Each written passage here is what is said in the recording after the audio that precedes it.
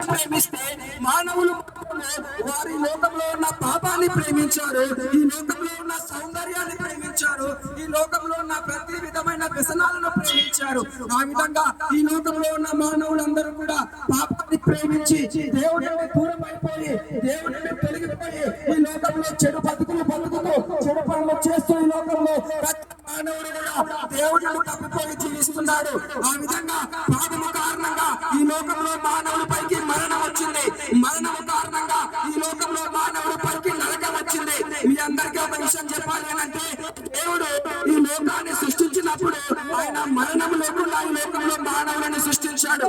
కానీ మరి మరణం ఎలా వచ్చింది అని అంటే, ప్రతి మానవుడు కూడా పాపము చేయడం కారణంగా ఈ లోకంలో మానవుల పైకి మరణం వచ్చింది. ఆ యొక్క మరణం కారణంగా ప్రతి మానవుడు కూడా చనిపోతున్నాడు. చనిపోయిన తర్వాత ఆ యొక్క పాపము కారణంగా వచ్చిన మరణము వలన ప్రతి మానవుడు కూడా నరకానికి వెళ్తున్నాడు.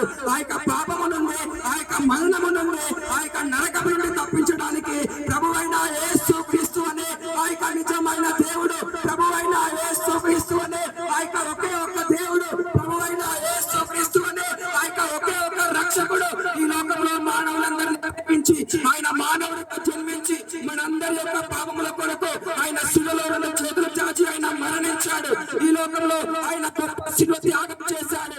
ఈ లోకంలో ఆయన గొప్ప బలియాగం చేశాడు. ఆ విధంగా ఆయన శిలువలో రెండు చేతులు చాచి ప్రభువైన యేసు క్రీస్తు మనందరి యొక్క పాపముల నిమిత్తం ఆయన మరణించాడు. ఆయన మరణించి మూడవ రోజు తిరిగి లేచాడు. ఆయన తిరిగి లేచి ఆయన మరణానికి సవాలు విసిరాడు. ఓ మరణమా అని ముల్లెక్కడా, ఓ మరణమా అని విజయం ఎక్కడా అని ప్రభువైన యేసు క్రీస్తు మరణానికి సవాలు విసిరాడు. ఈ లోకంలో ప్రతి మానవుడు కూడా మరణించిన తర్వాత ఆ యొక్క సమాధిలోకి వెళ్ళిపోతాడు. వారి యొక్క శరీరము సమాధిలో కుళ్ళిపోతుంది, వారి యొక్క ఎముకలు సమాధిలో విరిగిపోతాయి. కానీ ప్రభువైన యేసు క్రీస్తు ఆయన సమాధిని గెలిచి ఆయన మూడవ రోజు తిరిగి లేచాడు. మీరు ఎంత పెద్ద గనులైనా గొప్పవారైనా వారి సమాధి దగ్గరికి వెళ్తే ఆ యొక్క సమాధిలో వారి యొక్క విరిగిపోయిన ఎముకలు కుళ్ళిపోయిన శరీరం మీకు కనపడుతుంది. కానీ కేవలం ప్రభువైన యేసు క్రీస్తు ఒక్క సమాధి దగ్గరికి వెళ్తే ఆ యొక్క సమాధి తెరవబడి ఉంటుంది. ఆ యొక్క సమాధి తెరవబడి ఉంటుంది. ఆయన సమాధిలో లేడు. ఎందుకు అనంటే ఆయన సమాధిని గెలిచి ఆయన మరణాన్ని గెలిచి ఆయన తిరిగి లేచాడు. ఆయన సమాధిని బద్దలు కొట్టి ఆయన తిరిగి లేచి ఆయన మరణానికి సవాలు విసిరాడు.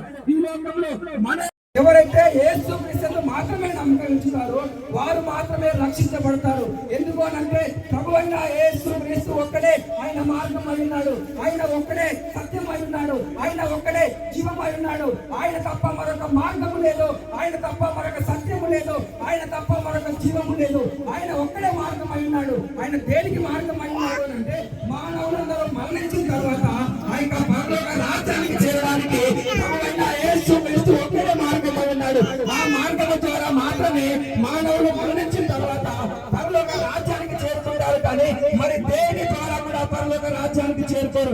పరలోక రాజ్యం కావాలంటే ప్రభువైన యేసు క్రీస్తు ఆయన ఒక్కడే మార్గం అయి ఉన్నాడు, ఆయన ఒక్కడే మార్గం అయి ఉన్నాడు, ఆయన ఒక్కడే మార్గం అయి ఉన్నాడు, ఆయన ఒక్కడే సత్యం అయి ఉన్నాడు, ఆయన ఒక్కడే రక్షకుడు అయి ఉన్నాడు, ఆయన ఒక్కడే నిజమైన దేవుడు అయి ఉన్నాడు, ఆయన ఒక్కడే ఈ యొక్క ప్రపంచానికి జీవమును, ఆయన ఒక్కడే ఈ యొక్క ప్రపంచానికి పునరుత్థానమునై ఉన్నాడు.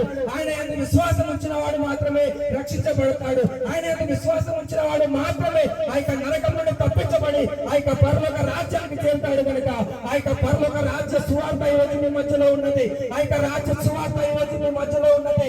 ఈ లోకము నశించిపోయే లోకము, ఈ లోకము పాపంలో ఉండే ఆయన యందు విశ్వాసం ఉంచిన వాడు మాత్రమే రక్షించబడతాడు. ఆయన యందు విశ్వాసం ఉంచిన వాడు మాత్రమే ఆ యొక్క నరకంలో తప్పించబడి ఆ యొక్క పరలోక రాజ్యానికి చేరుతాడు. కనుక ఆ యొక్క పరలోక రాజ్య సువార్త ఈ రోజు మీ మధ్యలో ఉన్నది. ఆ యొక్క రాజ్య సువార్త ఈ రోజు మీ మధ్యలో ఉన్నది. ఈ లోకము నశించిపోయే లోకము, ఈ లోకము పాపంతో ఉండే యేసు క్రీస్తు ఒక్కడే తప్పించగలడు. కనుక ఆయన ఒక్క యందు విశ్వాసం ఉంచిన వాడు మాత్రమే చనిపోయిన తర్వాత పరలోక రాజ్యానికి వెళ్తాడు. ఈ లోకంలో ఎంత గనులైనా, ఎంత ధనవంతులైనా, ఎంత బలవంతులైనా ఒకరోజు మరణించాల్సిందే. మరణించిన తర్వాత ప్రతి ఒక్కరు కూడా ఆ యొక్క నరకానికి వెళ్ళాల్సిందే. అంతేకాని పరలోక రాజ్యానికి ఎవరు వెళ్ళలేరు, ఎవరు కూడా మనల్ని తీసుకొని వెళ్ళలేరు. వారి ఆత్మలు కూడా వారు రక్షించుకోలేరు. కేవలం ప్రభువైన యేసు క్రీస్తు ఒక్కడే మన ఆత్మను రక్షించగలడు. యేసు క్రీస్తు నామములో మాత్రమే మన ఆత్మ రక్షించబడతాయి. యేసు క్రీస్తు రక్తంలో మాత్రమే మన యొక్క పాపములు క్షమించబడతాయి. యేసు రక్తము ప్రతి ఒక్కరు కూడా ఆయన వద్దకు రావాలని ఆహ్వానిస్తున్నాము. ఆయన వద్దకు వచ్చి మీ పాపాలను విడిచిపెట్టాలని ఆహ్వానిస్తున్నాము. ఆయన వద్దకు వచ్చి పశ్చాత్తాపం పడాలని ఆహ్వానిస్తున్నాము. ఆయన వద్దకు వచ్చి మారు మనసు పొందాలని ఆహ్వానిస్తున్నాము. ఆయన వద్దకు వచ్చి మీ పాపములను ఒప్పుకొని ఆ యొక్క పరలోక రాజ్యానికి వారసులు కావాలని చెప్పి ఆహ్వానిస్తున్నాము. ఆయన అందరినీ ప్రేమించే దేవుడు. యేసు క్రీస్తుకి కులము లేదు, యేసు క్రీస్తుకి మతము లేదు, యేసు క్రీస్తు కేవలం మార్గము మాత్రమే. ఆయన దేనికి మార్గము అని అంటే మానవులందరూ మరణించిన తర్వాత ఆ యొక్క పరలోక రాజ్యానికి నిత్య జీవానికి చేరడానికి ప్రభువైన యేసు క్రీస్తు ఆయన ఒక్కడే మార్గమైనాడు కనుక ఆ మార్గంలోనికి రావాలని మీ అందరినీ కూడా ఆహ్వానిస్తున్నాను. దేవుడు మనం దీవించును గాక. ఆమేన్.